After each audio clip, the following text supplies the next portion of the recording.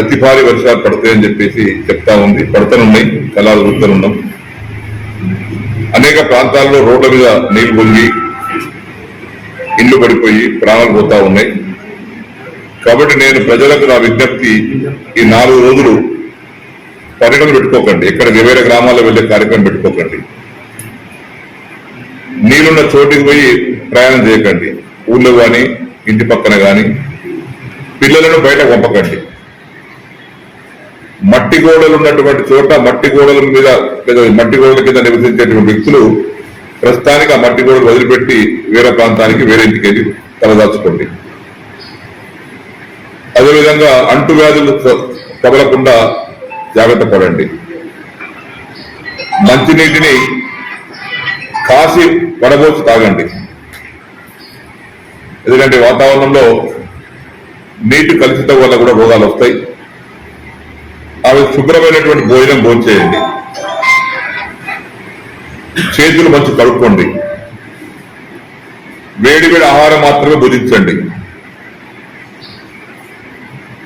బయటకు వెళ్ళి ఇబ్బందులు తెచ్చుకోకండి. ఈ 4 రోజులు ఎవరింటికి వారే పరిమితం కండి. రాష్ట్ర ప్రభుత్వం కూడా హెచ్చరిక జారీ చేసింది.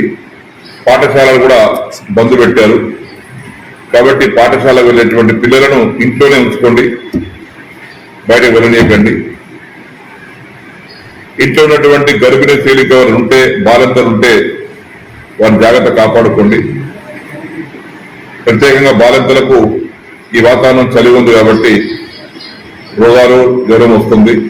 దాన్ని కాకుండా మంచి గదిలో వేడిగా ఉండే విధంగా కాపాడుకోండి. అన్ని చర్యలు తీసుకోండి. నేను చెప్పేదానికంటే ఇంకెక్కువ చర్యలు తీసుకోండి. మన ప్రాణం ముఖ్యం, మన ఆస్తులు ముఖ్యం, మన పిల్లలు ముఖ్యం. కాబట్టి ఆ విధంగా అందరూ కూడా సహకరించి ఈ భారీ వర్ష సూచన ముగిసేంత వరకు ఎవరి పరిధిలో వారు జాగ్రత్త ఉండవలసిందిగా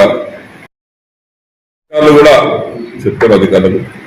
నీటిపారుదల శాఖ అధికారులు, రెవెన్యూ అధికారులు, పోలీస్ అధికారులు, ఇంకా సంబంధిత అధికారులు మీరు అప్రమత్తంగా ఉండండి.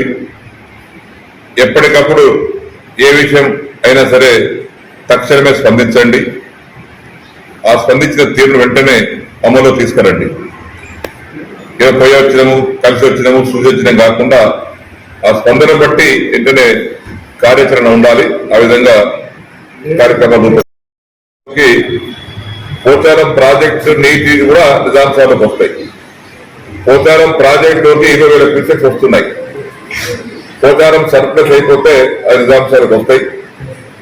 ఆ 20,000 క్యూసెక్స్ పోచారం నుంచి, మరొక 13-14,000 క్యూసెక్స్ గన్పూర్ ఆనకట్ట మాజీ నది ద్వారా ఆ ప్రవాహంలో నిజాంశాలకు వస్తాయి. ఈరోజు సాయంత్రం కల్లా చేరుకుంటాయి. రేపటి నుంచి 2 రోజులు 3 రోజులు వర్షాలు ఉంటే నిజాం సాగర్ పరిసర ప్రాంతాల వారు కూడా జాగ్రత్తగా ఉండండి. మాజిరా పరివాహక ప్రాంతంలో కానీ, పోచారం పరివాహక ప్రాంతంలో కానీ, నదుల వెంబడి ఉండేటువంటి గ్రామాలు కానీ, ఇంట్లో కానీ రిస్క్ తీసుకోకండి. వరద వస్తుంది కాబట్టి ఏమవుతుందని ఆ బాగు పక్కని గుర్తు చేసుకుని నిద్రపోకండి. ఈ వరదలు వచ్చినప్పుడు మనం ఎవరు ఏం చేయలేదు. ఆ వరద ప్రవాహంకు మనం ఆపలేము.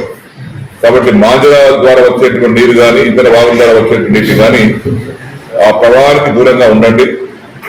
పరివాహక ప్రాంతాల్లో కూడా అందరూ అప్రమత్తంగా ఉండవలసిందిగా ప్రజలు విజ్ఞప్తి చేస్తారు.